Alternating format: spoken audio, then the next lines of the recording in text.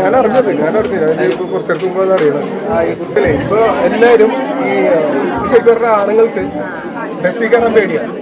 ബസ്സിൽ മാത്രമല്ല ഒരു സ്ഥലത്ത് പോകാൻ പേടിയാണ്. കാരണം അറിഞ്ഞോ അറിയാതെയോ ആരെങ്കിലും മുട്ടിയാൽ പോലും പ്രശ്നമാണ്. മനസ്സിലായോ? അപ്പൊ അങ്ങനെയുള്ള സാഹചര്യം. അപ്പൊ ഇത് വെറുതെ വൈറലാകാൻ വേണ്ടി എന്തെങ്കിലും കാട്ടിക്കൂട്ടുക, രണ്ട് പബ്ലിക്കിൽ പോസ്റ്റ് ചെയ്യുക, അതും ആ വീഡിയോ എടുത്ത സ്റ്റൈലൊക്കെ തന്നെ ആയിട്ടില്ല. അതിങ്ങനെ പിടിച്ചിരിക്കും കറങ്ങി ചിരിച്ചോട്ടൊക്കെ എടുക്കുന്നത്. അപ്പൊ അങ്ങനത്തെ സിറ്റുവേഷനിലൊക്കെ ഒരാളുടെ ജീവൻ എടുക്കേണ്ട അവസ്ഥ ഒന്നുമില്ല. അയാൾക്ക് എത്രത്തോളം ആ വീഡിയോ കാണുമ്പോൾ തന്നെ അറിയാം പോയി മുട്ടിക്കൊണ്ടിരിക്കുന്നത്. മനസ്സിലായി? പിന്നെ പൊതുവെ ഞാനൊന്നും ഈ പ്രതികരണ വീഡിയോ ഒന്നും നമ്മൾ ചെയ്യാറില്ല. അതുകൊണ്ടിട്ടാണ് പിന്നെ ഇങ്ങനെയൊന്നും പ്രതികരിച്ചൊന്നും പറയുന്നത്. പിന്നെ നിങ്ങൾ ചോദിച്ചുകൊണ്ടിട്ട് പറയണത്. പിന്നെ നമുക്കിത് കാണുമ്പോൾ സങ്കടമുണ്ട്. ശരിക്കും പറഞ്ഞാൽ ഞാൻ കുറച്ചെടുത്ത് മുമ്പ് ഞാൻ ഇങ്ങനെ ആലോചിക്കും, ആ ഒരു ജീവൻ പോയില്ലേ. മനസ്സിലായി? ഒരു കുട്ടിയുണ്ടെന്ന് പറയുന്നത്. ഒരു കൊച്ചു കുട്ടിയുണ്ട്. അയാളുടെ ജീവൻ പോയ ഇപ്പൊ എന്തെങ്കിലും ഇതിനെതിരെ നിയമ നടപടി എടുക്കുമെന്ന് പ്രതീക്ഷിക്കുന്നു ഗവൺമെന്റ് കാര്യങ്ങളൊക്കെ. കാരണം ഇതിപ്പോ ഭയങ്കര വിവാദമാവും ഈ സംഭവം. എന്തായാലും ആ വീഡിയോ ചെയ്ത പെങ്കൊച്ച് അകത്ത് പോകാൻ ചാൻസ് ഉണ്ട്.